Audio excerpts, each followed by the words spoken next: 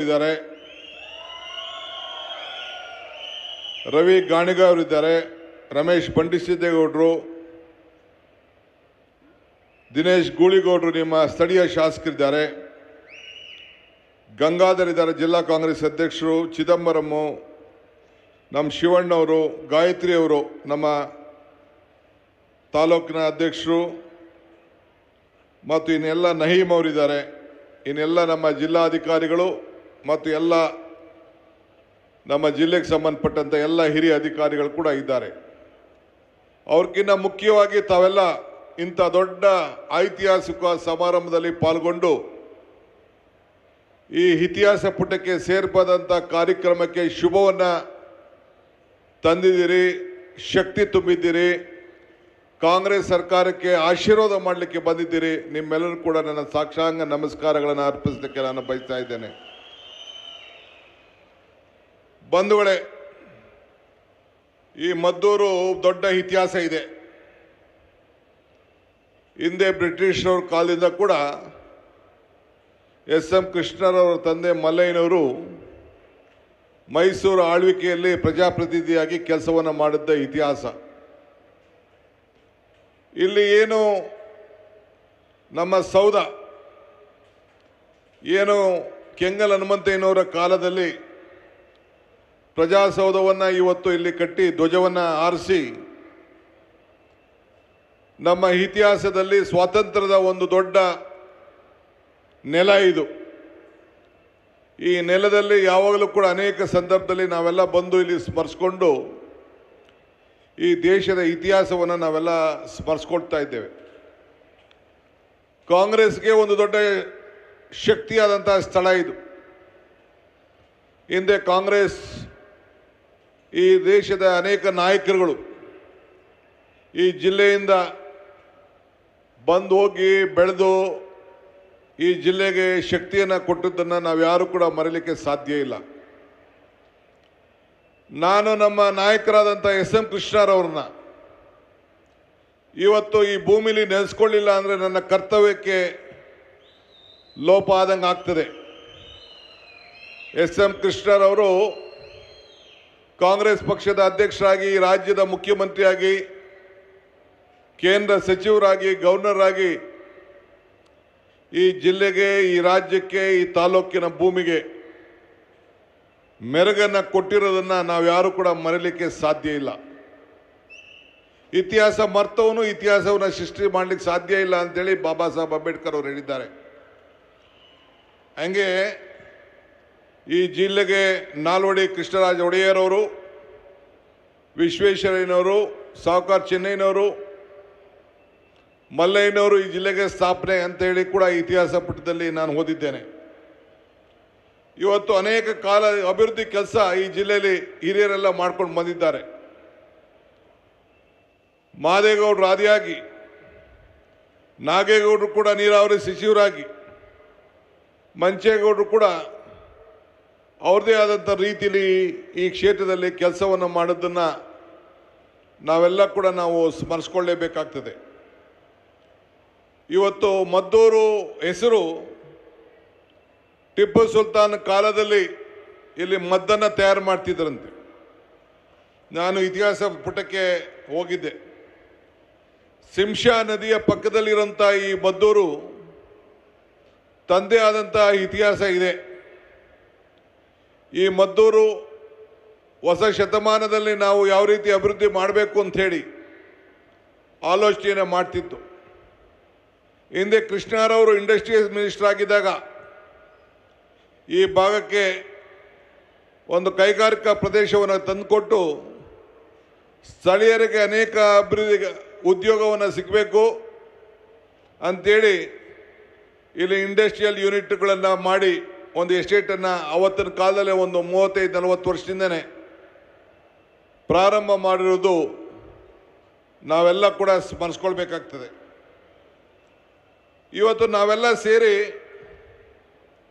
ಕಾಂಗ್ರೆಸ್ನ ಭದ್ರಕೋಟೆ ಇವತ್ತು ಇಲ್ಲಿ ನಮ್ಮ ಶಾಸಕರಾದಂಥ ಉದಯರವರು ಈ ನನ್ನ ಕ್ಷೇತ್ರದ ಅಭಿವೃದ್ಧಿ ಕೆಲಸದ ಉದ್ಘಾಟನಾ ಸಮಾರಂಭವನ್ನು ಮಾಡಬೇಕು ಅಂತೇಳಿ ಮುಖ್ಯಮಂತ್ರಿಗಳ ಹತ್ರ ನನ್ನ ಹತ್ರ ಬಂದು ಭೇಟಿ ಮಾಡಿ ಈ ದಿನಾಂಕವನ್ನು ನಿಗದಿ ಮಾಡಿದ್ರು. ಭಾಳ ಸಂತೋಷ ಆಯಿತು. ಏಕೆಂದರೆ ನಾವು ಇವತ್ತು ನಿಮ್ಮ ಕೈಲಿ ಜೈಕಾರ ಹಾರಿಸ್ಕೊಳ್ಳಿಕ್ಕೆ ಮಾತ್ರ ಬರಲಿಲ್ಲ. ಇಲ್ಲಿ ನೀವು ಈ ಜಿಲ್ಲೆಯಲ್ಲಿ 7 ಜನ ಶಾಸಕರ ಪೈಕಿ 6 ಜನ ಶಾಸಕರನ್ನ ಕೊಟ್ಟು ಮದ್ದೂರಿನಲ್ಲಿ ನಮ್ಮ ಉದಯರವರನ್ನ ಅತಿ ಹೆಚ್ಚು ಮತದಿಂದ ಗೆಲ್ಲಿಸಿ ಇಡೀ ರಾಜ್ಯಕ್ಕೆ ಒಂದು ದೊಡ್ಡ ಶಕ್ತಿಯನ್ನು ತುಂಬಿದ್ದೀರಿ. ಇದನ್ನು ನಾವು ಯಾರು ಕೂಡ ಮರೆಯಲಿಕ್ಕೆ ಸಾಧ್ಯ ಇಲ್ಲ. ಆ ದೃಷ್ಟಿಯಿಂದ ನಿಮ್ಮ ಋಣವನ್ನು ತೀರಿಸಬೇಕಾದ್ದು ನಮ್ಮೆಲ್ಲರ ಕರ್ತವ್ಯ. ಈ ನಿಟ್ಟಿನಲ್ಲಿ ಇವತ್ತು ನಾವೆಲ್ಲ ಅನೇಕ ಯೋಜನೆಗಳನ್ನು ಇವತ್ತು 1,000ಕ್ಕೂ ಹೆಚ್ಚು ಕೋಟಿ ರೂಪಾಯಿ ಅನುದಾನವನ್ನು ನಿಮಗೆ ಕೊಟ್ಟು ನಿಮ್ಮ ಅಭಿವೃದ್ಧಿಗೋಸ್ಕರ ಕೆಲಸವನ್ನು ಮಾಡ್ತಾ ಇದ್ದೇವೆ, ನಿಮ್ಮ ಋಣವನ್ನು ತೀರಿಸ್ತಾ ಇದ್ದೇವೆ ಅಂತೇಳಿ ಹೇಳಲಿಕ್ಕೆ ಇಲ್ಲಿಗೆ ಬಂದಿದ್ದೇವೆ. ನೀರಾವರಿ ಇಲಾಖೆಯ ಒಂದು ಹೊಸ ಕಚೇರಿನೇ ಈಗ ನಾನು ಪ್ರಾರಂಭವನ್ನು ಮಾಡ್ತಾ ಇದ್ದೇನೆ. ಇದಲ್ಲದೆ 500ಕ್ಕೂ ಹೆಚ್ಚು ಕೋಟಿ ರೂಪಾಯಿಯನ್ನು ಮಳವಳ್ಳಿವರೆಗೂ ಕೂಡ ನೀರು ಹರಿದು ಹೋಗಬೇಕು ಅನ್ನೋ ದೃಷ್ಟಿಯಿಂದ ಈ ಮದ್ದೂರಿನ ಎಲ್ಲ ಕಾಲುವೆಗಳನ್ನು ಅಭಿವೃದ್ಧಿಯನ್ನು ಮಾಡಬೇಕು ಅನ್ನೋ ದೃಷ್ಟಿಯಿಂದ ಮುಖ್ಯಮಂತ್ರಿಗಳು ನಾನು ಇಬ್ಬರು ಸೇರಿ ಮಾತಾಡಿಕೊಂಡು ಸುಮಾರು 500 ಕೋಟಿ ರೂಪಾಯಿಯನ್ನು ನಮ್ಮ ಸರ್ಕಾರ ಬಂದ ಮೇಲೆ ಈ ತಾಲೂಕಿಗೆ ನಾವು ಕೊಟ್ಟಿದ್ದೇವೆ. ಇದು ಇತಿಹಾಸ. ನಮ್ಮ ಚಲುವರಾಯ ಸ್ವಾಮಿಯವರು ಕೂಡ ನಾನು ಕೂಡ ಒಂದು ಸಾಕ್ಷಿಗುಡ್ಡೆ ಬಿಟ್ಟು ಹೋಗಬೇಕು ಅನ್ನೋದನ್ನು ಗಮನದಲ್ಲಿ ಇಟ್ಕೊಂಡು ಈ ಭಾಗದ ರೈತರ ಮಕ್ಕಳಿಗೆ ಒಂದು ವಿಶೇಷವಾದಂಥ ಅಗ್ರಿಕಲ್ಚರ್ ಯೂನಿವರ್ಸಿಟಿಯನ್ನು ಪ್ರಾರಂಭವನ್ನು ಮಾಡಿ ಈಗಾಗಲೇ ಅದು ಚಾಲನೆಗೆ ರೂಪವನ್ನು ತಾಳ್ತಾ ಇದೆ. ಇದು ಒಂದು ಸಣ್ಣ ಕೆಲಸ ಅಲ್ಲ. ಹಿಂದೆ ಬೇಕಾದಷ್ಟು ನಾಯಕರು ಇದರ ಬಗ್ಗೆ ಆಲೋಚನೆ ಮಾಡ್ಬೋದಾಗಿತ್ತು. ಆದರೆ ಅವರು ಈ ಜಿಲ್ಲೆಗೆ ಒಂದು ಹೊಸ ರೂಪವನ್ನು ಕೊಡಬೇಕು, ಹೊಸ ಶಕ್ತಿಯನ್ನು ತುಂಬಬೇಕು ಅಂತೇಳಿ ಎಲ್ಲ ಕ್ಷೇತ್ರಗಳಲ್ಲೂ ಕೂಡ 7 ಕ್ಷೇತ್ರದಲ್ಲೂ ಕೂಡ ಹೊಸ ಕಾರ್ಯಕ್ರಮಗಳನ್ನು ಇವತ್ತು ನಾವು ರೂಪಿಸ್ತಾ ಇದ್ದೇವೆ. ಇವತ್ತು ಈ ಜಿಲ್ಲೆ ರಾಜಕೀಯದಲ್ಲೂ ಕೂಡ ಬಹಳ ವಿಶೇಷವಾದದ್ದು. ಯಾವಾಗ ಕಾಂಗ್ರೆಸ್ ಪಕ್ಷದಲ್ಲಿ ಅತಿ ಹೆಚ್ಚು ಶಾಸಕರು ಈ ಜಿಲ್ಲೆಯಿಂದ ಕೊಡ್ತಾರೆ, ದೇವರಾಜ ಅರಸರ ಕಾಲದಲ್ಲಿ ಬಿಟ್ಟು ಎಲ್ಲ ಸಂದರ್ಭದಲ್ಲೂ ಕೂಡ ಕಾಂಗ್ರೆಸ್ ಸರ್ಕಾರ ರಚನೆ ಆಗಿರೋದು ಕೂಡ ನಾವು ಯಾರು ಕೂಡ ನಿಮ್ಮನ್ನು ಮರೆಯಲಿಕ್ಕೆ ಸಾಧ್ಯ ಇಲ್ಲ. ಇಲ್ಲಿ ಬರೋಕ್ಕಿಂತ ಮುಂಚಿತವಾಗಿ ನಾನು ನಮ್ಮ ಮುಖ್ಯಮಂತ್ರಿಗಳು ಮತ್ತು ಎಲ್ಲ ಮಂತ್ರಿಗಳು ಮದ್ದೂರು ವಡೆ ತಿನ್ಬಿಟ್ಟೆ ಒಳಗಡೆ ಹೋಗಬೇಕು ಅಂತೇಳಿ ಮದ್ದೂರು ವಡೆನೂ ತಿನ್ಕೊಂಡು ಈ ಕಾರ್ಯಕ್ರಮಕ್ಕೆ ನಾವು ಇಲ್ಲಿಗೆ ಬಂದಿದ್ದೇವೆ. ಇವತ್ತು ಕೊಟ್ಟ ಮಾತನ್ನು ಇವತ್ತು ನಾವೆಲ್ಲ ಉಳಿಸ್ಕೊಂಡಿದ್ದೇವೆ. ಇಷ್ಟು ದೊಡ್ಡ ಸಂಖ್ಯೆಯಲ್ಲಿ ತಾಯಂದಿರೆಲ್ಲ ಬಂದಿದ್ದೀರಿ. ಚುನಾವಣಾ ಸಂದರ್ಭದಲ್ಲಿ ಬಂದು ಒಂದು ಮಾತು ಹೇಳಿದ್ದೆ. ಚುನಾವಣಾ ಸಂದರ್ಭದಲ್ಲಿ ಬಂದು 5 ಗ್ಯಾರಂಟಿಗಳನ್ನು ಕೊಡೋಕ್ಕಿಂತ ಮುಂಚಿತವಾಗಿ, ಘೋಷಣೆ ಮಾಡೋಕ್ಕಿಂತ ಮುಂಚಿತವಾಗಿ ಏನು ಹೇಳಿದ್ದೆ ಅಂದರೆ, ಕಮಲ ಕೆರೆಯಲ್ಲಿದ್ದರೆ ಚಂದ, ತೆನೆ ಹೊಲದಲ್ಲಿದ್ದರೆ ಚಂದ, ಈ ದಾನ ಧರ್ಮ ಮಾಡುವ ಕೈ ಅಧಿಕಾರದಲ್ಲಿದ್ದರೆ ಮಾತ್ರ ಚಂದ ಅಂತ ಹೇಳಿದ್ದೆ ನಾನು. ಈ ದಾನ ಧರ್ಮ ಮಾಡುವ ಕೈ ಅಧಿಕಾರದಲ್ಲಿದ್ದದಕ್ಕೆ 5 ಗ್ಯಾರಂಟಿಗಳನ್ನು ನಾವು ಕೊಟ್ಟಿದ್ದೇವೆ. ಎಲ್ಲ ನನ್ನ ತಾಯಂದಿರು ಇಷ್ಟು ದೊಡ್ಡ ಸಂಖ್ಯೆಯಲ್ಲಿ ಬಂದಿದ್ದೀರಿ. ಎಲ್ಲ ಉಚಿತವಾಗಿ ಪ್ರಯಾಣ ಮಾಡ್ತಾ ಇದ್ದೀರಿ. ತಮ್ಮ ಮಕ್ಕಳ ಮನೆಗೆ, ಬೀಗರ ಮನೆಗೆ, ದೇವಸ್ಥಾನಕ್ಕೆ, ತಾಲೂಕು ಆಫೀಸ್ಗೆ, ಬೆಂಗಳೂರಿಗೆ, ಮೈಸೂರಿಗೆ, ಎಲ್ಲ ದೇವರ ಸನ್ನಿಧಿಗಳಿಗೆ, ತೀರ್ಥಯಾತ್ರೆಗೆ ತಾವೆಲ್ಲ ಕೂಡ ಉಚಿತವಾಗಿ ನಮ್ಮ ರಾಜ್ಯದಲ್ಲಿ ಪ್ರವಾಸ ಮಾಡ್ತಾ ಇದ್ದೀರಿ. 2,000 ರೂಪಾಯಿ ನಿಮ್ಮ ಅಕೌಂಟ್ಗೆ ಯಾವ ಮಧ್ಯಸ್ಥಿಕೆಯಲ್ಲಿಗೆ ಹಣ ಬರ್ತಾ ಇದೆ. 200 ಯೂನಿಟ್ವರೆಗೂ ಉಚಿತವಾಗಿ ವಿದ್ಯುತ್ ಶಕ್ತಿಯನ್ನು ಕೊಡ್ತಾ ಇದ್ದೇವೆ. ಯುವಕರಿಗೆ ಉದ್ಯೋಗ ಭತ್ಯವನ್ನು ಕೊಡ್ತಾ ಇದ್ದೇವೆ. 10 kg ಅಕ್ಕಿಯನ್ನು ಕೊಡ್ತಾ ಇದ್ದೇವೆ. ಇಡೀ ದೇಶದಲ್ಲಿ ಯಾವ ಸರ್ಕಾರ ಕೂಡ ಇಂಥ ಕಾರ್ಯಕ್ರಮವನ್ನು ಮಾಡಿಲ್ಲ. ನೀವೆಲ್ಲ ರೈತರು ಪಂಪ್ ಸೆಟ್ಟನ್ನು ಹಾಕೊಂಡಿದ್ದೀರಿ. 19,000 ಕೋಟಿ ರೂಪಾಯಿ ವರ್ಷಕ್ಕೆ ಬರೀ ರೈತರ ಪಂಪ್ ಸೆಟ್ಗೆ ಕಾಂಗ್ರೆಸ್ನ ಕಾರ್ಯಕ್ರಮ ಅದು. ಅದನ್ನು ನಾವು ಕೊಟ್ಟಿದ್ದೇವೆ. 53-54 ಕೋಟಿ ರೂಪಾಯಿ 5 ಗ್ಯಾರಂಟಿ. ನಮ್ಮ ಸೋಷಿಯಲ್ ವೆಲ್ಫೇರ್ ಮಿನಿಸ್ಟ್ರು ಮಾದೇವಪ್ಪನವರಿದ್ದಾರೆ. ಅವರ ಇಲಾಖೆಯಲ್ಲಿ ವಿವಿಧ ಇಲಾಖೆಯಲ್ಲಿ ಬ್ಯಾಕ್ವರ್ಡ್ ಕ್ಲಾಸ್ ಮತ್ತು ಅನೇಕ ಇಲಾಖೆಯಲ್ಲಿ ಸೇರಿ ಒಂದು 25,000 ಕೋಟಿ ರೂಪಾಯಿಯಷ್ಟು ಇದೇ ರೀತಿ ಹಣವನ್ನು ನಾವು ಕೊಡ್ತಾ ಇದ್ದೇವೆ. 10,900 ಕೋಟಿ ರೂಪಾಯಿ ಪೆನ್ಷನ್ ಕೊಡ್ತಾ ಇದ್ದೇವೆ. ಸಿದ್ದರಾಮಯ್ಯನವರ ಬಜೆಟು 4 ಲಕ್ಷ ಕೋಟಿ 4.8 ಲಕ್ಷ ಕೋಟಿ. ಅದಕ್ಕೆ ಇವತ್ತು ನಾವು 1 ಲಕ್ಷ ಕೋಟಿ ರೂಪಾಯಿಯಷ್ಟು ನಿಮ್ಮ ಬದುಕಿಗೋಸ್ಕರ, ನಿಮ್ಮ ಆರೋಗ್ಯಕ್ಕೋಸ್ಕರ, ನಿಮ್ಮ ಪ್ರವಾಸಕ್ಕೋಸ್ಕರ, ಉಚಿತವಾಗಿ ವಿದ್ಯುತ್ ಶಕ್ತಿ ಕೊಡಲಿಕ್ಕೋಸ್ಕರ 1 ಲಕ್ಷ ಕೋಟಿ ರೂಪಾಯಿಯನ್ನು ಇವತ್ತು ಕೊಡ್ತಾ ಇದ್ದೇವೆ. ನೀವು BJPಯವರಿಗೆ, ಜನತಾದಳದವ್ರು ಕೇಳಬೇಕು, ನಿಮಗೆ ಅಧಿಕಾರ ಇದ್ದಾಗ ಇಂಥದ್ದು ಯಾವುದಾದ್ರು ಒಂದು ಗ್ಯಾರಂಟಿ 100 ರೂಪಾಯಿ ಇಂಥ ಹಣ ಹೊಟ್ಟೆ ತುಂಬಕ್ಕೆ ಕಷ್ಟ ಕಾಲಕ್ಕೆ ಏನಾದ್ರು ಒಂದು ಸಣ್ಣ ಸಹಾಯವನ್ನು ಮಾಡಿದರೆ ಅವ್ರಿಗೆ ಮಾತಾಡೋಂಥ ಒಂದು ಶಕ್ತಿ ಇರ್ತಿತ್ತು. ಎಲ್ಲ ನೈತಿಕವಾದಂಥ ಬಲವನ್ನು ಅವರು ಕಳ್ಕೊಂಡಿದ್ದಾರೆ. ಸಾಧನೆ ಅನ್ನೋ ವಿಚಾರ ಇದೆಯಲ್ಲ, ಸುಮ್ಮನೆ ಬರುವುದಿಲ್ಲ. ಶ್ರಮದ ತುದಿಯಲ್ಲಿ ಅದರ ಫಲ ಇರ್ತದೆ. ಕಾಲುವೆ ಬುಡದಲ್ಲ, ಇಲ್ಲ ಕಾಲಲ್ಲ. ಬೆಳಗ್ಗೆ ಸಾಯಂಕಾಲ ರೈತ ಯಾವ ರೀತಿ ಹೊಲ ಉಳ್ತಾನೆ, ಭೂಮಿ ಮಟ್ಟ ಆಯ್ತದೆ, ಫಸಲು ಸಿಗ್ತದೆ, ಹಾಗೆ ನಮ್ಮ ಕಾಂಗ್ರೆಸ್ ಪಕ್ಷ, ಕಾಂಗ್ರೆಸ್ ಸರ್ಕಾರ ಜನರ ಬದುಕಿನಲ್ಲಿ ಅನೇಕ ಕಾರ್ಯಕ್ರಮಗಳನ್ನು ಇವತ್ತು ನಾವು ರೂಪಿಸ್ಕೊಂಡು ನಾವೆಲ್ಲ ಬರ್ತಾ ಇದ್ದೇವೆ. ಇವತ್ತು ನಿಮ್ಮ ಬದುಕಿಗೆ ನಾವು ಆದರ್ಶವಾಗಿ ನಮ್ಮ ಸರ್ಕಾರ ಕೆಲಸವನ್ನು ಮಾಡಿಕೊಂಡು ಬರ್ತಾ ಇದೆ. ಯೋಗಿ ಅಂತ ಕರೆಸ್ಕೊಳ್ಳೋದು ಮುಖ್ಯ ಅಲ್ಲ, ಉಪಯೋಗಿ ಅಂತ ಕರೆಸ್ಕೊಳ್ಳೋದು ಭಾಳ ಮುಖ್ಯ.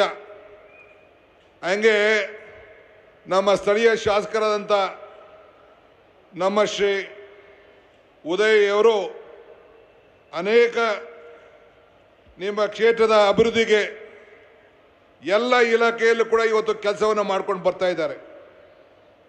ನಾನು ಕಳೆದ ವಾರ ಇಲ್ಲಿಗೆ ಬಂದಿದ್ದೆ. ಕಳೆದ ಒಂದು 10-15 ದಿನದಲ್ಲಿ ಕನ್ನಂಬಾಡಿ ಕಟ್ಟೆ ಪೂಜೆ ಮಾಡಿಬಿಟ್ಟು ಇಲ್ಲಿಗೆ ಬಂದಿದ್ದೆ. ಬಂದು ನಿಮ್ಮ ತಾಲೂಕು ಆಫೀಸ್ಗೆ ಹೋಗಿದ್ದೆ. ಎಲ್ಲರಿಗೂ ಆಶ್ಚರ್ಯ ಆಯಿತು, ಏನಕ್ಕೆ ಬಂದವನು ಡಿ ಕೆ ಶಿವಕುಮಾರ್ ತಾಲೂಕು ಆಫೀಸ್ಗೆ ಅಂತ. ಇಲ್ಲಿ ಏನಾರು ಆಸ್ತಿ ಖರೀದಿ ಮಾಡ್ಲಿಕ್ಕೆ ಬಂದಿದ್ದಾನ ಅಂತೇಳಿ ಆಶ್ಚರ್ಯ ಆಯಿತು. ಎಲ್ಲರಿಗೆ ಕೇಳಿದ್ರು ನನಗೆ, ಏನಾರು ಆಸ್ತಿ ಖರೀದಿ ಮಾಡ್ತಾ ಇದೆಯಾ ಅಂತ. ನಮ್ಮ ಶಾಸಕರಾದಂಥ ಉದಯರವರು 2 ಕೋಟಿ ರೂಪಾಯಿ ಅಷ್ಟು ವೆಚ್ಚದ ನಿವೇಶನವನ್ನು ಕಾಂಗ್ರೆಸ್ ಕಚೇರಿಯನ್ನು ಕಟ್ಟಲಿಕ್ಕೆ ನಮ್ಮ ಕಾಂಗ್ರೆಸ್ ಭವನಕ್ಕೆ, ಕಾಂಗ್ರೆಸ್ ಟ್ರಸ್ಟ್ಗೆ ಅವರ ಸ್ವಂತ ಹಣದಿಂದ ಇವತ್ತು ಭೂಮಿಯನ್ನು ಕೊಟ್ಟಿದ್ದಾರೆ. ಇವತ್ತು ಅದೇ ರೀತಿ ಇಡೀ ರಾಜ್ಯದಲ್ಲಿ 6 ಜನ ತಮ್ಮ ಸ್ವಂತ ಆಸ್ತಿಗಳನ್ನು ಕಾಂಗ್ರೆಸ್ ಕಚೇರಿಗೆ ಕೊಟ್ಟಿದ್ದಾರೆ. ಒಂದು ಅಂಶು ಅಂತ ನಮ್ಮ ಜಿಲ್ಲಾ ಕಾಂಗ್ರೆಸ್ ಅಧ್ಯಕ್ಷರು, ಅವರು ಚಿಕ್ಕಮಗಳೂರಿನವರು. ಒಂದು ಉದಯನವರು, 2 ಅಂಶು ಅವರು, 3ನೇದು ಶಿರಗುಪ್ಪ ಶಾಸಕರು ನಮ್ಮ ನಾಗರಾಜ್ ಅವರು, ನಮ್ಮ ಮಂತ್ರಿಗಳಾದ ಸಂತೋಷ್ ಲಾಡ್ರವರು, GS ಪಾಟೀಲ್ರವರು ನಮ್ಮ ಗದಗ ಶಾಸಕರು, ಮತ್ತು ಶರಣ್ ಪ್ರಕಾಶ್ ಪಾಟೀಲ್ರವರು ಅವರ ಸ್ವಂತ ಭೂಮಿನೇ ಕಾಂಗ್ರೆಸ್ ಕಚೇರಿಗೆ ಕೊಟ್ಟಿದ್ದಾರೆ. ಅದಕ್ಕೆ ನಾನು ಒಬ್ಬ ಕಾಂಗ್ರೆಸ್ ಪಕ್ಷದ ಅಧ್ಯಕ್ಷರಾಗಿ ನಮ್ಮ ಉದಯರವರಿಗೆ, ನಿಮ್ಮ ಶಾಸಕರಿಗೆ ಕಾಂಗ್ರೆಸ್ ಋಣವನ್ನು ತೀರಿಸಬೇಕು ಅಂತ ಏನು ಈ ಒಂದು ದೊಡ್ಡ ಹೃದಯ ಶ್ರೀಮಂತಿಕೆಯನ್ನು ತೋರಿಸಿದ್ದಾರೆ, ಅವರಿಗೆ ಒಂದು ಸಾಷ್ಟಾಂಗ ನಮಸ್ಕಾರಗಳನ್ನು ಅರ್ಪಿಸಲಿಕ್ಕೆ ನಾನು ಬಯಸ್ತಾ ಇದ್ದೇನೆ. ಅಭಿನಂದನೆ ಸಲ್ಲಿಸಲಿಕ್ಕೆ ನಾನು ಬಯಸ್ತಾ ಇದ್ದೇನೆ. ದೇವರು ನಮಗೆ ಕೊಟ್ಟಿರೋದು 2 ಆಯ್ಕೆ, ಒಂದು ಕೊಟ್ಟೋಗೋದು, ಒಂದು ಬಿಟ್ಟು ಹೋಗೋದು. ಹಂಗೆ ಇಂಥ ಒಂದು ಇತಿಹಾಸ ಪುಟಕ್ಕೆ ಈ ಮದ್ದೂರಿನಲ್ಲಿ ಕಾಂಗ್ರೆಸ್ ಟಿಕೆಟನ್ನು ಪಡ್ಕೊಂಡು ಶಾಸಕರಾದಕ್ಕೆ ಇಂಥ ಸೇವೆಯನ್ನು ಮಾಡಿದ್ದಾರೆ. ನಾನು ಟಿಕೆಟ್ ಕೊಡೋಕ್ಕಿಂತ ಮುಂಚಿತವಾಗೆ ಎಸ್.ಎಂ. ಕೃಷ್ಣಾರವರಕ್ಕೆ ನಾನು ನಮ್ಮ ಚಲುವರಾಯಸ್ವಾಮಿಯವರು ಈ ಜಿಲ್ಲೆಯ ಮುಖಂಡರಿಗೆಲ್ಲ ಹೋಗಿ ಭೇಟಿ ಮಾಡಿದವು. ಉದಯನೂ ಬಂದಿದ್ದ, ಗುರುಚರಣೂ ಬಂದಿದ್ದರು. ಅವ್ರು ಕೇಳಿದ್ರು ನನಗೆ, ನಾನು ಇಷ್ಟು ಜನಕ್ಕೆ ಬಿ ಫಾರ್ಮ್ ಕೊಟ್ಟಿದ್ದೇನೆ, ಇವತ್ತು ನನ್ನ ಮನೆಗೆ ಒಂದು ಬಿ ಫಾರ್ಮ್ ಕೇಳ್ತಾ ಇದ್ದೀನಿ ಅಂತ ಮಾತನ್ನು ಕೇಳಿದ್ರು ಅವರು. ಆಯಿತು ಸರ್, ಯೋಚನೆ ಮಾಡ್ತೀವಿ ಅಂತೇಳಿ ನಾನು ಎದ್ದು ಬಂದೆ. ಅದಾದಮೇಲೆ 3 ಬಾರಿ ಸರ್ವೆ ಮಾಡಿಸ್ತೀನಿ. ನಾನು 3 ಬಾರಿ ಸರ್ವೆ ಮಾಡಿಸಿದಾಗ ಕಾಂಗ್ರೆಸ್ ಗೆಲ್ಲಬೇಕಾದ್ರೆ ನನಗೆ ಗುರುಚರಣ್ಗೆ ಕೊಡಬೇಕು ಅಂತ ಆಸೆ ಇತ್ತು. ಆದರೆ 3 ಬಾರಿ ಸರ್ವೆ ಮಾಡಿದಾಗ ಜನರ ಅಭಿಪ್ರಾಯ ಉದಯ್ ಕಡ್ಲೂರಿಗೆ ಕೊಡಬೇಕು ಅನ್ನೋದು ಜನರ ಅಭಿಪ್ರಾಯ ಇತ್ತು. ಅದನ್ನು ಮತ್ತೆ ನಾನು ಎಸ್.ಎಂ. ಕೃಷ್ಣಾರವರ ಹತ್ರ, ಅವರ ಧರ್ಮಪತ್ನಿ ಪ್ರೇಮಾ ಕೃಷ್ಣಾರವರ ಹತ್ರ ಮನೆಗೆ ಹೋಗಿ ಚರ್ಚೆ ಮಾಡಿದೆ. ನಾನು ಅವ್ರಿಗೆ ರಿಪೋರ್ಟ್ ತರಿಸಿದೆ, ಈ ರೀತಿ ಜನರ ಅಭಿಪ್ರಾಯ ಇದೆ ಅಂತ. ಆಗ ಎಸ್.ಎಂ. ಕೃಷ್ಣಾರವ್ರು ಹೇಳಿದ್ರು, ನನ್ನ ಮಗ ಮುಖ್ಯ ಅಲ್ಲ, ಈ ರಾಜ್ಯದಲ್ಲಿ ಕಾಂಗ್ರೆಸ್ ಸರ್ಕಾರ ಬರೋದು ಮುಖ್ಯ, ನೀನೇ ತೀರ್ಮಾನ ತೆಗೆದುಕೊಂಡು ಉದಯನ್ಗೆ ಟಿಕೆಟ್ ಕೊಡು ಅಂತೇಳಿ ಎಸ್.ಎಂ. ಕೃಷ್ಣಾರವರು ನನಗೆ ಮಾರ್ಗದರ್ಶನವನ್ನು ಕೊಟ್ಟರು.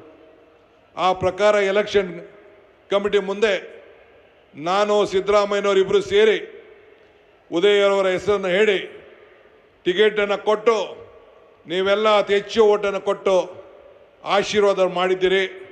ಆಶೀರ್ವಾದ ಮಾಡಿದಕ್ಕೆ ಇವತ್ತು ಅವರು ನಿಮಗೆಲ್ಲರೂ ಕೂಡ ಇಂಥ ದೊಡ್ಡ ಸೇವೆಯನ್ನು ಪ್ರಾಮಾಣಿಕವಾಗಿ ಇವತ್ತು ಕೊಟ್ಟಿದ್ದಾರೆ. ಉಳಿ ಪೆಟ್ಟು ಬೀಳದೆ ಯಾವ ಶಿಲೆ ಕೂಡ ಕಲ್ಲು ಶಿಲೆ ಆಗಲಿಕ್ಕೆ ಸಾಧ್ಯ ಇಲ್ಲ. ಹಂಗೆ ನೇಗಲು ಉಳಿದೆ ಯಾವುದು ಭೂಮಿ ಕೂಡ ಮಟ್ಟ ಆಗಲಿಕ್ಕೆ ಸಾಧ್ಯ ಇಲ್ಲ.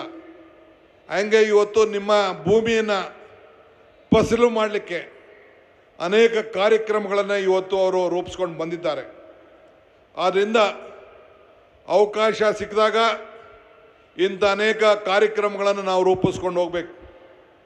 ಬೇರಿಲ್ಲ ಅಂದರೆ ಯಾವ ಮರ ಕೂಡ ಉಳಿದಿಲ್ಲ. ಹಂಗೆ ನಂಬಿಕೆ ಇಲ್ಲ ಅಂದರೆ ಯಾವ ಸಂಬಂಧ ಕೂಡ ಉಳಿಲಿಲ್ಲ. ನನಗೆ ಕನಕಪುರ ಕ್ಷೇತ್ರ ಎಷ್ಟು ಮುಖ್ಯನೋ ಅಷ್ಟೇ ಈ ಮಂಡ್ಯ ಜಿಲ್ಲೆಯ ಪ್ರತಿಯೊಂದು ಕ್ಷೇತ್ರ ಕೂಡ ನನಗೆ ಭಾಳ ಮುಖ್ಯ ಅನ್ನೋದನ್ನು ನನಗೆ ಹೇಳಲಿಕ್ಕೆ ಭಾಳ ಸಂತೋಷ ಆಗ್ತದೆ. ನಾನು ಹಿಂದೆ ಒಂದು ಮಾತು ಹೇಳಿದ್ದೇನೆ, ದೇವರು ವರನೂ ಕೊಡೋದಿಲ್ಲ, ಶಾಪನೂ ಕೊಡೋದಿಲ್ಲ, ಅವಕಾಶ ಮಾತ್ರ ಕೊಡ್ತಾನೆ ಅಂತೇಳಿ. ಹಂಗೆ ನಮಗೆ ಸಿಕ್ಕಿದಂಥ ಅವಕಾಶದಲ್ಲಿ ಇವತ್ತು ನಾವು ಕೆಲಸ ಮಾಡ್ತಾ ಇದ್ದೀವಿ. ಹಿಂದೆ ಮೋದಿಯವರು ಹೇಳಿದರು ಅಚ್ಚೇ ದಿನ ಬರ್ತದೆ ಅಂತೇಳಿ. ಯಾವ ಅಚ್ಚೇ ದಿನ? ಅಚ್ಚೇ ದಿನ ಏನಾಯಿತು? 15 ಲಕ್ಷ ಏನಾಯಿತು?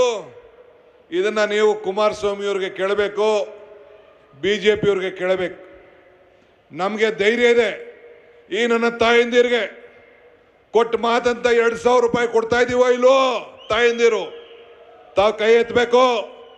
ಬರ್ತಾ ಇದೆ ಅಂದರೆ ಪ್ರವಾಸ ಮಾಡ್ತಾ ಇದ್ದೀರೋ? ಇದು ಭಾಳ ಮುಖ್ಯವಾದಂಥ ವಿಚಾರ.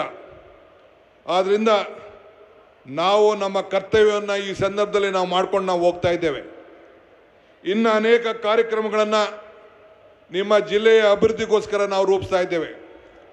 ಇಡೀ ರಾಜ್ಯದಲ್ಲಿ ಆರೋಗ್ಯ ಇಲಾಖೆಯ ಮಂತ್ರಿಗಳಿದ್ದಾರೆ ದಿನೇಶ್ ಗುಂಡೂರಾಯರವರು. ಅವರು ಇಲಾಖೆಯ ಜವಾಬ್ದಾರಿ ತೆಗೆದುಕೊಂಡ ಮೇಲೆ ಮತ್ತು ನಮ್ಮ ವೆಂಕಟೇಶ್ವರು ಇದ್ದಾರೆ, ನಮ್ಮ ಮಹದೇವಪ್ಪನವರು ಇದ್ದಾರೆ, ರಹೀಂ ಖಾನ್ ಇದ್ದಾರೆ, ಕೃಷ್ಣ ಬೈರೇಗೌಡರಿದ್ದಾರೆ. ಅವರು ಏನು ಅವರ ಇಲಾಖೆಯ ಜವಾಬ್ದಾರಿ ತೆಗೆದುಕೊಂಡು ಅವರವ್ರ ಇಲಾಖೆಯಲ್ಲಿ ಬಡವರ ಬದುಕಿಗೆ, ರೈತರ ಬದುಕಿಗೆ ಆರೋಗ್ಯಕರವಾಗಿ ಪಶು ವೈದ್ಯ ಇರ್ಬೋದು, ಮನುಷ್ಯರ ಆರೋಗ್ಯ ಇರ್ಬೋದು, ಇವೆಲ್ಲಕ್ಕೂ ಕೂಡ ಒಂದು ದೊಡ್ಡ ಕಾರ್ಯಕ್ರಮವನ್ನು ರೂಪಿಸಿ ಅತಿ ಹೆಚ್ಚು ಶಕ್ತಿ ತುಂಬುವಂಥ ಕೆಲಸವನ್ನು ಮಾಡ್ತಾ ಇದ್ದಾರೆ. ನಮ್ಮ ಎಲ್ಲ 30 ಮಂತ್ರಿಗಳು ಕೂಡ ಜನರ ಕಲ್ಯಾಣ ಭಾಳ ಮುಖ್ಯ. ಈ ನಿಟ್ಟಿನಲ್ಲಿ ನಾವು ಸಾಧನೆಯನ್ನು ಮಾಡ್ಕೊಂಡು ನಾವು ಬರ್ತಾ ಇದ್ದೇವೆ. ನಿಮ್ಮ ವಿಧಾನ ಪರಿಷತ್ತಿನ ಸದಸ್ಯರಾದಂಥ ನಮ್ಮ ದಿನೇಶ್ ಗುಳಿಗೌಡರು ಕೂಡ ಇದ್ದಾರೆ, ಮಧು ಮಾದೇಗೌಡರು ಈ ಜಿಲ್ಲೆಯವರು ಇದ್ದಾರೆ, ಈ ತಾಲೂಕಿನವರು. ಅವರು ಕೂಡ ಉತ್ತಮವಾಗಿ ನಮ್ಮ ಕೆಲಸವನ್ನು ಮಾಡಿಕೊಂಡು ಸರ್ಕಾರದ ಗಮನವನ್ನು ಸೆಳೀತಾ ಇದ್ದಾರೆ. ದಿನೇಶ್ ಗುಳಿಗೌಡರು ಭಾಳ ಉತ್ತಮವಾಗಿ ಮಾಧ್ಯಮಕ್ಕೆ ನಮಗೂ ಸಂಪರ್ಕವನ್ನು ಬೆಳೆಸಿ ನಿಮ್ಮ ಜಿಲ್ಲೆಯ ಬಗ್ಗೆ ಅಪಾರವಾದಂಥ ಕಾರ್ಯಕ್ರಮಗಳನ್ನು ಇವತ್ತು ರೂಪಿಸ್ಕೊಂಡು ಬರ್ತಾ ಇದ್ದಾರೆ. ಆದ್ದರಿಂದ ಈ ಜಿಲ್ಲೆಯ ಎಲ್ಲ ಹಿರಿಯ ನಾಯಕರುಗಳು ಅವರ ಸೇವೆಯನ್ನು ಕೂಡ ಮರೆಸ್ಕೊಳ್ಬೇಕು. ನಾನು ಇವತ್ತು ಜನತಾದಳದ ಈ ಜಿಲ್ಲೆಯ ಕಾರ್ಯಕರ್ತರಿಗೆ ಹೇಳ್ತಾ ಇದ್ದೀನಿ, ನಿಮ್ಮ ಟೈಮ್ ವೇಸ್ಟ್ ಮಾಡ್ಕೊಳಕ್ಕೆ ಹೋಗಬೇಡಿ. ಕಾಲ ಬಂದಿತ್ತು, ಕಾಲ ಮುಗಿದೋಯ್ತು. ಈಗೇನಿದ್ರು ಕಾಂಗ್ರೆಸ್ ಕಾಲ, ಈ ದೇಶದ ಇತಿಹಾಸ. ಇವತ್ತು ಹೆಂಗೆ ಇಲ್ಲಿ ಈ ಸೌಧದಲ್ಲಿ, ಮದ್ದೂರಿನ ಸೌಧದಲ್ಲಿ, ಶಿವಪುರದ ಸೌಧದಲ್ಲಿ ಧ್ವಜ ಹಾರ್ತಾ ಇದೆಯೋ, ಹಂಗೆ ಕರ್ನಾಟಕ ರಾಜ್ಯದಲ್ಲಿ ಶಾಶ್ವತವಾಗಿ ಕಾಂಗ್ರೆಸ್ ಧ್ವಜ ಹಾರೇ ಹಾರ್ತದೆ ನನ್ನ ಮಾತನ್ನು ಈ ಸಂದರ್ಭದಲ್ಲಿ ಹೇಳಲಿಕ್ಕೆ ನಾನು ಬಯಸ್ತಾ ಇದ್ದೇನೆ. ನೀವೆಲ್ಲ ಆಲೋಚನೆ ಮಾಡಬೇಕು. ನಿಮ್ಮ ಸ್ವಾಭಿಮಾನದ ಬದುಕು ಒಂದು ಕಡೆ ಸೈಡ್ಗಿಡಿ, ನಿಮ್ಮ ಬದುಕನ್ನು ಗಮನದಲ್ಲಿ ಇಟ್ಕೊಳ್ಳಿ. ಕಾಂಗ್ರೆಸ್ ಶಕ್ತಿನೇ ಈ ದೇಶದ ಶಕ್ತಿ, ಕಾಂಗ್ರೆಸ್ ಇತಿಹಾಸ ಈ ದೇಶದ ಇತಿಹಾಸ. ಇವತ್ತು ಕಾಂಗ್ರೆಸ್ ಅಧಿಕಾರಕ್ಕೆ ಬಂದರೆ ನಿಮ್ಮೆಲ್ಲರ ಬದುಕಿಗೆ ಇವತ್ತು ಶಕ್ತಿ ತುಂಬ್ತಾ ಇದೆ. ಇದು ಕೂಡ ನಾವು ಗಮನದಲ್ಲಿ ಇಟ್ಕೊಳ್ಬೇಕು. ನಿಮ್ಮ ಸೇವೆಯನ್ನು ಮಾಡಲಿಕ್ಕೆ, ನಿಮ್ಮ ಋಣವನ್ನು ತೀರಿಸಲಿಕ್ಕೆ ನಾವು ಇಲ್ಲಿಗೆ ಬಂದಿದ್ದೇವೆ. ಆ ದೃಷ್ಟಿಯಿಂದ ನೀವೆಲ್ಲ ಸೇರಿ ಇನ್ನೂ ಹೆಚ್ಚಿನ ಕೆಲಸವನ್ನು ಮಾಡ್ಕೊಂಡು ಹೋಗಬೇಕು. ಶ್ರೀ ಉದಯರವರಿಗೆ ಪಕ್ಷ ಭೇದವನ್ನು ಮರೆತು ನೀವು ಸಹಾಯವನ್ನು ಮಾಡಬೇಕು. ಉದಯ್ ಜೊತೆ ಇಡೀ ಸರ್ಕಾರ ಇದೆ ಅನ್ನೋದಕ್ಕೆ ಈ ವೇದಿಕೆನೇ ಸಾಕ್ಷಿ ಅಂತೇಳಿ ನನಗೆ ಹೇಳಲಿಕ್ಕೆ ಭಾಳ ಸಂತೋಷ ಆಗ್ತದೆ. ಆದ್ದರಿಂದ ಇಂಥ ಒಂದು ದೊಡ್ಡ ಐತಿಹಾಸಿಕ ಕಾರ್ಯಕ್ರಮಕ್ಕೆ ತಾವೆಲ್ಲ ಬಂದು ನಮ್ಮ ಸರ್ಕಾರಕ್ಕೆ ಆಶೀರ್ವಾದ ಮಾಡಲಿಕ್ಕೆ ಬಂದಿದ್ದೀರಿ. ನಾವು ನಿಮ್ಮ ಋಣವನ್ನು ಸದಾ ತೀರಿಸ್ತಾ ಇದ್ದೇವೆ. ತಾವೆಲ್ಲ ಕೂಡ ಹೆಚ್ಚಿನ ಸಂಖ್ಯೆಯಲ್ಲಿ ಮುಂದಿನ ದಿನದಲ್ಲಿ ನಿಮ್ಮ ಪ್ರತಿಯೊಂದು ಹಳ್ಳಿಗೆ ಈಗಾಗಲೇ ಖಾತೆಗಳನ್ನು ನಗರಗಳಲ್ಲಿ, ಪಂಚಾಯತಿಗಳಲ್ಲಿ ಎಲ್ಲ ಕೂಡ ಆಸ್ತಿಯ ಗ್ಯಾರಂಟಿಯನ್ನು ಕೂಡ ಕೊಟ್ಟು ಅನೇಕ ಹೊಸ ಕಾರ್ಯಕ್ರಮಗಳನ್ನು ನಾವು ರೂಪಿಸ್ತಾ ಇದ್ದೇವೆ. 7 ಗಂಟೆಗಳ ಕಾಲ ಹಗಲೊತ್ತು ವಿದ್ಯುತ್ ಶಕ್ತಿಯನ್ನು ಕೊಡಬೇಕು ಅಂತೇಳಿ ಈಗಾಗಲೇ ಹೊಸ ವಿದ್ಯುತ್ ಶಕ್ತಿಯನ್ನು ಹಗಲಲ್ಲಿ ಕೊಡಲಿಕ್ಕೆ ಕಾರ್ಯಕ್ರಮ ಕೂಡ ನಾವು ರೂಪಿಸಿ 6 ಗಂಟೆಯಿಂದ 7 ಗಂಟೆಗೆ ಏರಿಸಿದ್ದೇವೆ. ಇದೆಲ್ಲ ಕೂಡ ಹಿಂದೆ BJP ಕಾಲದಲ್ಲಿ ಆಗಿರಲಿಲ್ಲ, ಜನತಾದಳದವ್ರು ಮಾಡೋಕ್ಕಾಗಿರಲಿಲ್ಲ. ರೈತರ ಬದುಕಿನ ಬಗ್ಗೆ ಯಾವುದಾದ್ರು ಒಂದು ಚಿಂತನೆ ಮಾಡಿದರೆ, ಸಾಮಾಜಿಕವಾದಂಥ ಚಿಂತನೆ ನಡೆದಿದ್ದರೆ ಇದು ಕಾಂಗ್ರೆಸ್ ಸರ್ಕಾರದಲ್ಲಿ ಮಾತ್ರ ಅನ್ನೋದನ್ನು ತಾವೆಲ್ಲ ಗಮನದಲ್ಲಿಟ್ಕೊಂಡು ನೀವೆಲ್ಲ ಈ ಜಿಲ್ಲೆಯಲ್ಲಿ ಚಲುವರಾಯಸ್ವಾಮಿಯವರ ಮುಖಂಡತ್ವದಲ್ಲಿ ನಮ್ಮ ಪಕ್ಷದ ಸಂಘಟನೆಗೆ ತಾವೆಲ್ಲ ಸಹಕಾರ ಮಾಡಬೇಕು, ಸರ್ಕಾರಕ್ಕೆ ಶಕ್ತಿಯನ್ನು ತುಂಬಬೇಕು ಅಂತೇಳಿ ಪ್ರಾರ್ಥಿಸಿ ಮತ್ತೊಮ್ಮೆ ಉದಯ್ ಮತ್ತು ಅವರೆಲ್ಲ ಸಂಘಟಕರಿಗೆ ಶುಭವನ್ನು ಹಾರೈಸಿ ನನ್ನ ಮಾತನ್ನು ಮುಗಿಸ್ತೇನೆ. ಮತ್ತು ಹಿಂದೆ ನಮ್ಮ ಅನೇಕ ಬ್ಲಾಕ್ ಅಧ್ಯಕ್ಷಗಳು ಕೂಡ ನಮ್ಮ ಪಕ್ಷದಲ್ಲಿ ಕದ್ಲೂರು ರಾಮಕೃಷ್ಣ ಆದಿಯಾಗಿ ಅನೇಕರೆಲ್ಲ ಕೂಡ ಈ ಪಕ್ಷದ ಸಂಘಟನೆಯಲ್ಲಿ 16 ವರ್ಷ ದುಡಿದಿದ್ದಾರೆ. ಅನೇಕ ಕಾರ್ಯಕರ್ತರು ಕೂಡ ದುಡಿದಿದ್ದಾರೆ. ಅವರೆಲ್ಲರೂ ಕೂಡ ಅಭಿನಂದಿಸಿ ಶುಭವನ್ನು ಹಾರೈಸಿ ನನ್ನ ಮಾತು ಮುಗಿಸ್ತೇನೆ. ನಮಸ್ಕಾರ. ಮದ್ದೂರಿನ ಮಹಾಜನತೆಯ ಮನದಲ್ಲಿ ನೆನಪಿನಲ್ಲಿ ಉಳಿಯುವಂತಹ ಹಲವಾರು ಮುತ್ತಿನಂಥ ಮಾತುಗಳನ್ನು ಅತ್ಯಂತ ಸುಲಲಿತವಾಗಿ ಸೊಗಸಾಗಿ ವ್ಯಕ್ತಪಡಿಸಿದಂತಹ ಸನ್ಮಾನ್ಯ ಉಪಮುಖ್ಯಮಂತ್ರಿಗಳಾದ ಶ್ರೀ DK ಶಿವಕುಮಾರ್ ಅವರಿಗೆ ಮದ್ದೂರಿನ ಮಹಾಜನತೆಯ ಪರವಾಗಿ ವಂದನೆಗಳು, ಅಭಿನಂದನೆಗಳು ಚಪ್ಪಾಳೆಗಳ ಮುಖೇನ ಸಮರ್ಪಿಸಿ ಬಂಧುಗಳೇ. ಸರ್ಕಾರದ ವಿವಿಧ ಇಲಾಖೆಗಳ ವಿವಿಧ ಯೋಜನೆಗಳ ಫಲಾನುಭವಿಗಳಿಗೆ ಸನ್ಮಾನ್ಯ ಮುಖ್ಯಮಂತ್ರಿಗಳಾದ ಶ್ರೀ